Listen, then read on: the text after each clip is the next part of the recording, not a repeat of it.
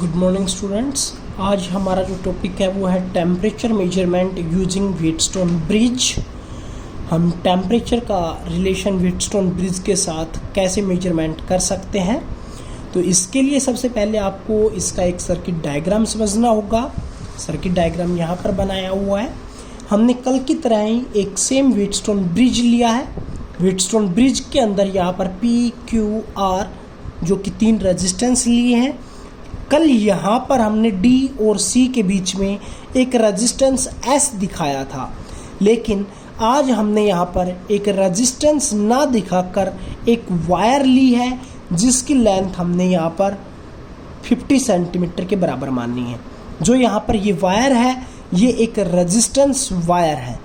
जब ये resistance wire है तो इसका कोई ना कोई एक रेजिस्टेंस होगा और हमने मानना है कि उसका जो रेजिस्टेंस है वो आपके पास एस है। ठीक है, बाकी सेम सर्किट है। यहाँ पर एक गैल्वेनोमीटर यूज़ किया है। गैल्वेनोमीटर का रेजिस्टेंस जी के बराबर लिया है। यहाँ पर एक टैपिंग की K2 यूज़ की है, जिसको हम प्रेस करेंगे तो इसके अंदर से करंट फ्लो होगा या नहीं होगा, उन बातों का हमें ध्यान रखना है। यहाँ पर एक सेल के साथ कनेक्टेड किया है, इसका EMF कैपिटल E के बराबर लिया है और एक की ली है K1। सबसे पहले K1 को क्लोज्ड करते के साथ इस सर्किट डायग्राम के अंदर से करंट फ्लो होगा, इधर जाएगा। यहाँ से 2 पाथ डिवाइड हो गए, कुछ P रेजिस्टेंस में जाएगा, कुछ R हमारे पास एडजस्टेबल रेजिस्टेंस है, इसको हम इंक्रीज और डिक्रीज कर सकते हैं। अगर इसको इंक्रीज और डिक्रीज करेंगे तो हमें ये देखना है कि कब इस G यानी कि गैल्वेनोमीटर के अंदर से करंट पास नहीं हो रहा है, और वो रीडिंग हमें यहाँ पर नोट करनी है।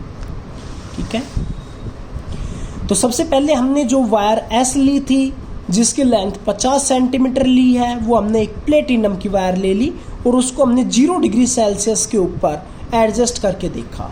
तो R की जो वैल्यू हो रही थी वो हमने मानना कि जब गैल्वेनोमीटर कोई भी डिफ्लेक्शन शो नहीं करता है तो उस टाइम के ऊपर जो R की वैल्यू है वो आपके पास किसके बराबर है, S की जो वैल्यू है वो आपके पास R0 के बराबर मिलती है, जो कि एक वायर जो थी।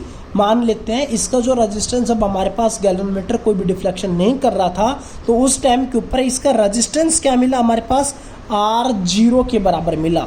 कब मिला, जब 0 डिग्री सेल्सियस टेम्परेचर लिया था तब मिला है। तो उस टाइम के ऊपर जब हम व्हीटस्टोन ब्रिज की कंडीशन लगाते हैं तो उनकी कोरस्पोंडिंग जो रेजिस्टेंसेस का रेशियो है वो भी इक्वल होना चाहिए। तो हमारे पास जो ratio P/Q that is equals to R/R0 के बराबर होगा।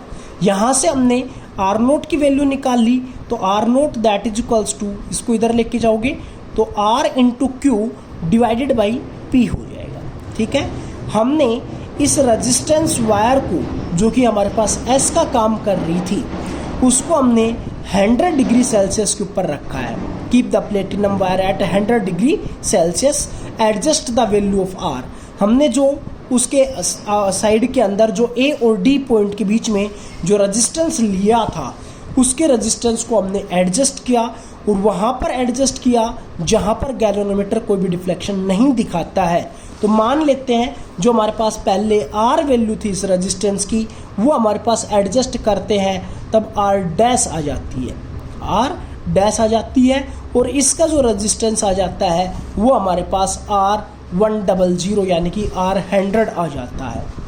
तो उसके अकॉर्डिंग तब हम यहाँ पर दोबारा से व्हीटस्टोन ब्रिज अप्लाई करते हैं, तो वहाँ पर P/Q that is equals to R dash जो कि R की जगह पर रिप्लेस हुआ है और S की जगह पर रिप्लेस हुआ है वो हमारे पास है R100, ये आ जाता है। तो यहाँ से अगर हम R100 की वैल्यू निकालते हैं, इसको इधर लेके जाओगे तो ये हमारे पास बन जाएगा R dash into Q divided by P। उसी स्टेप्स को फॉलो करते हुए हमने उस प्लेटिनम वायर को T डिग्री सेल्सियस के ऊपर लेके गई और वहाँ पर R की वैल्यू दोबारा से एडजस्ट की।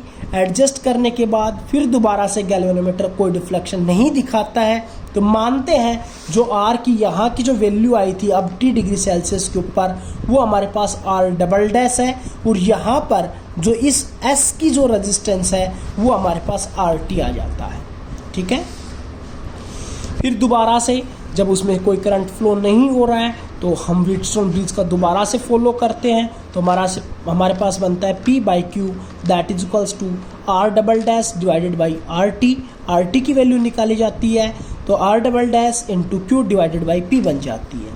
ठीक है, सिंपली हमारे पास रेजिस्टेंस का टेम्परेचर के साथ एक रिलेशन आया था R that is equals to R nought bracket start 1 plus alpha T। ये हमने पिछले वाले चैप्टर के अंदर किया था, उसका हमने यूज़ किया, तो उसका यूज़ करते हैं तो R100 के लिए हमारे पास जो एक इक्वेशन बन सकती है तो R100 यानी कि resistance at 100 degree Celsius, temperature 100 लिया है, 0 डिग्री सेल्सियस के ऊपर रेजिस्टेंस क्या था 0, R0, 1 plus alpha into T temperature है तो वो अब हमारे पास क्या है 100। हमने यहाँ पर ये वैल्यू रखी, ब्रैकेट को खोला, ब्रैकेट को खोलने के बाद अल्फा की यहाँ से जो वैल्यू निकाली जाती है वो हमारे पास बन जाती है R100 minus R nought divided by R nought into 100। उसी तरह हमने यहाँ पर resistance at T degree Celsius निकाला तो resistance at T degree Celsius किसके बराबर होगा RT that is equals to R nought resistance at 0 degree Celsius bracket start 1 plus alpha into rise in temperature that is equals to T, तो into T। तो हमारे पास यहाँ से दोबारा से अल्फा की वैल्यू निकाली जाती है तो वो वैल्यू हमारे पास ये आ जाती है that is equals to RT minus R nought divided by R nought into T। ठीक है, लेकिन जो हमने वायर यूज़ की थी जो 100 डिग्री सेल्सियस के ऊपर और T डिग्री सेल्सियस के ऊपर, वो दोनों सेम ही वायर एक ही मटेरियल की थी जिसकी लेंथ 50 सेंटीमीटर थी और प्लेटिनम वायर थी, तो दोनों के लिए जो अल्फा की वैल्यू होगी वो भी इक्वल होगी क्योंकि एक कांस्टेंट वैल्यू मिलेगी किसी एक स्पेसिफिक रेजिस्टेंस वायर के लिए। तो हमारे पास इन दोनों की वैल्यू को हमने बराबर रखा, R नोट से R नोट कैंसिल, यहाँ से हम T की वैल्यू निकालना चाहते हैं, इस T को इधर लेके जाओगे तो क्या बन जाएगा RT minus R nought divided by R100 minus R nought into जो इधर 100 है ये इधर जाके मल्टीप्लाई में तो इंटू 100। यहाँ से हम RT की value R nought R100 minus R nought इन सभी की वैल्यू यहाँ जो हमने पीछे निकाली थी उनकी वैल्यू पुट आउट करते हैं तो सभी के अंदर Q by P, Q by P, Q by P और Q बाई P कॉमन आ जाता है। ऊपर से भी कॉमन ले लिया हमने, नीचे से भी कॉमन ले लिया तो Q बाई P इधर से ये वाला Q बाई P कैंसिल हो जाएगा तो हमारे पास क्या बचेगा R double dash minus R divided by R dash minus R into 100। तो ये हमारे पास टेम्परेचर निकालने के लिए हम इन स्टेप्स का यूज कर सकते हैं व्हीटस्टोन ब्रिज के अंदर। Thank you.